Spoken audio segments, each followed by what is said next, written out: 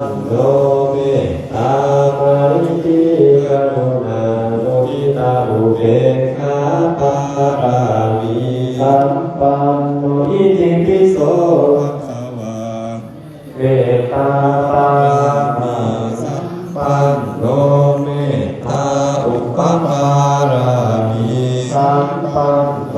เมตตาปรมัตถปารามิสัมปันโนเมตตาไมตรีกรุณามุทิตาอุเบกขาปารามิสัมปันโนอิติปิโสภะคะวะอุเบกขาปารามิสัมปันโนอุเบกขาอุปปารามิสัมปันโนอุเบกขาปรมัตถปารามิสัมปันโนเมตตาไมตรีกรุณามุทิตาอุเบกขาปารามิสัมปันโนอิติปิโสภะคะวะพุทธังสรณังคัจฉามินะมามิหังอิติปิโส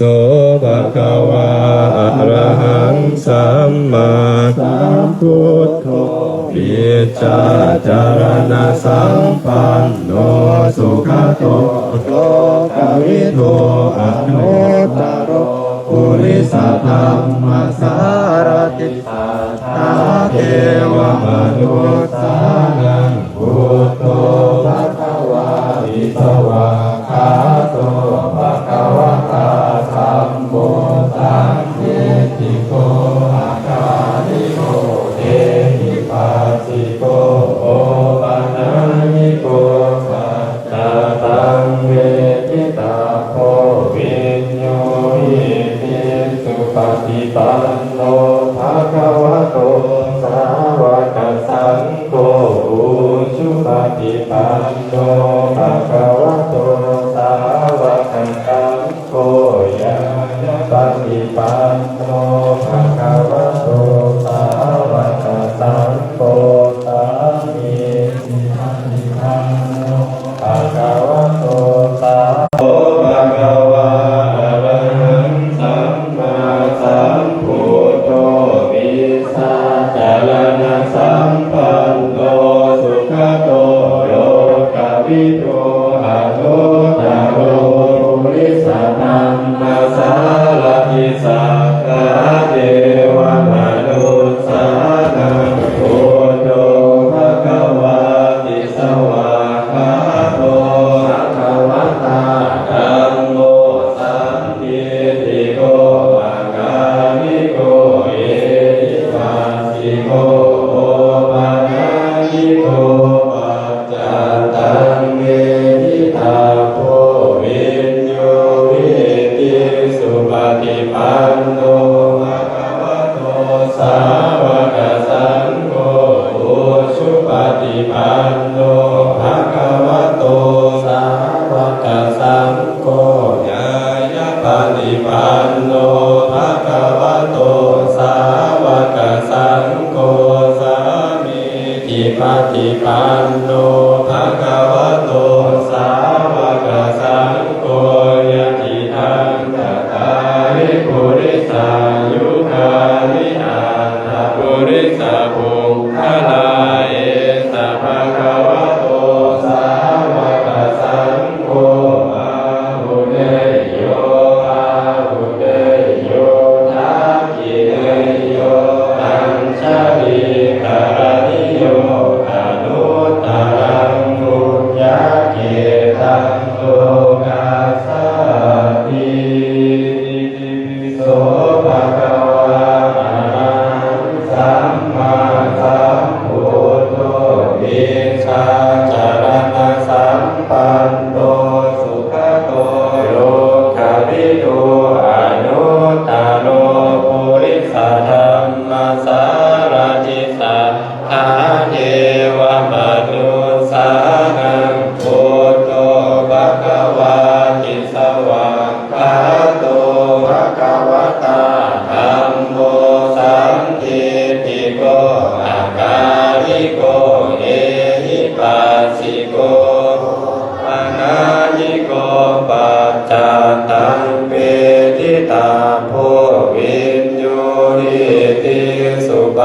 ปันโนสาวกสังโฆชุปฏิปันโนภะคะวะโตสาวกสังโฆญาญาปฏิปันโนภะคะวะโตสาวกสังโฆสามีจิปฏิปันโนภะคะวะโตสาวกสังโฆญาติทังจัตตาริปุริสายุคานิอัตถปุริสาภุคลังสาวกสังโฆอาหุเนยโยปาหุเนยโยทักขิเนยโยอัญชลีการณิโยอนุตตรังปุญญเกตังโลกัสสติอิติปิโสภะคะวะอะระหังสัมมาสัมพุทโธวิสัจรณะสัมปันโนสุขโตโลกวิทูอนุตตโรปุริสธรรมสารทิสัทธาเทวมนุสานังพุทโธภะคะวาติสวากขาโตภะคะวะตาธัมโมสันติติโกอาคาลิโกเอหิปัสสิโกโอปะนายิโกปัจจตังเวทิตาโพวินโยหิติสุปฏิปันโนภะคะวะโตสาวกสังโฆโอชุปฏิปันโนภะคะวะโตสาวกสังโฆญาญาปฏิปันโนภะคะวะโตสาวกสังโฆสามีจิปฏิปันโนภะคะวะโตสาวกสังโฆญาติทังจัตตาริปุริสายุคานิอาคาปุริสาภุคลาเอตภะคะวะโตวะกสังโฆอาหุเนยโยปาหุเนยโยทักขิเนยโยอัญชลีการณิโยอนุตตรังปุญญเกตังโลกัสสติสังฆทุกสมบัติของในประกอบกันเนี่ยตอนที่ทำหลังจาก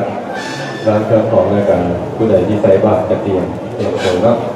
หลังจากแล้วนี่ครูบาอาจารย์ก็จะบิณฑบาตหลังจากครูบาอาจารย์บิณฑบาตแล้วญาติโยมก็จะให้เปิดโรงทานกินข้าวกินน้ำหลังจากกินข้าวกินน้ำเยี่ยมห้อยพวกเราจะมาร่วมกันถวายผ้ากันกินกันตอนนี้ยังไม่ได้ถวายนะตอนนี้เพียงแต่มาซื่อ ยังไม่ได้ถวายไม่โดนตัวประกอบถวายทำบุญแล้วคนถวายกันใส่บาตรถวายเช้าไปเช้าถึงมื้อถ้าเป็นนักจะเป็นโมบันแก่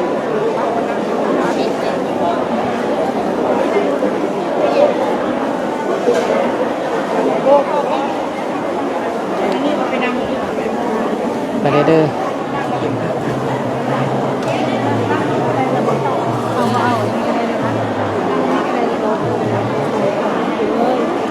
เดี๋ยวกายไปทางหน้านี่เด้อ ขออนุญาตบัตรธรรมเสียงนำพ่อแม่ครูบาอาจารย์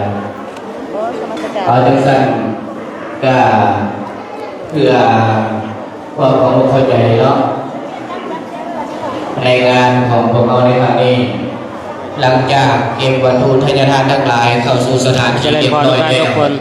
ตอนนี้ญาติธรรมทั้งหลายได้พากันร่วมเทผ้ากฐินนี้จะถวายครูบาอาจารย์วัดบ้านนาคามื้อนี้จะได้ไปทางจินเจดีย์แล้วเอากลับเข้ามาสู่ศาลา แถวนี้ยันโตไปหอด การ เนาะศาลา ระลึกถึงคุณของพระพุทธพระธรรมพระสงฆ์ก่อนที่จะถวายผ้า เจรณาอาหารก็ แต่ว่าโซนนี้ก็ยังไม่ได้ถวายผ้าใช่เนาะก็จะมีกิจกรรมต่อไปก็จะมีการรับประทานอาหารใส่บาตรรับประทานอาหารแล้วก็จะค่อยกลับมาถวายผ้าถ้าญาติโยมยังติดตามอยู่ทางบ้านก็ถ้าก็มาติดตามพร้อมกันถวายผ้านำกันได้เด้อส่วนเวลานี้อาตมาภาพการสิที่กันไลฟ์สดเอาไว้ตรงนี้ก่อนฝากญาติโยมให้มาติดตามช่องต่อไปเด้อ ก็ให้โตไป เตรียมสถานที่เลยเนาะเพราะว่าพ่อแม่ครูบาอาจารย์เพิ่นเตรียมออกลงบิณฑบาตไปฮอด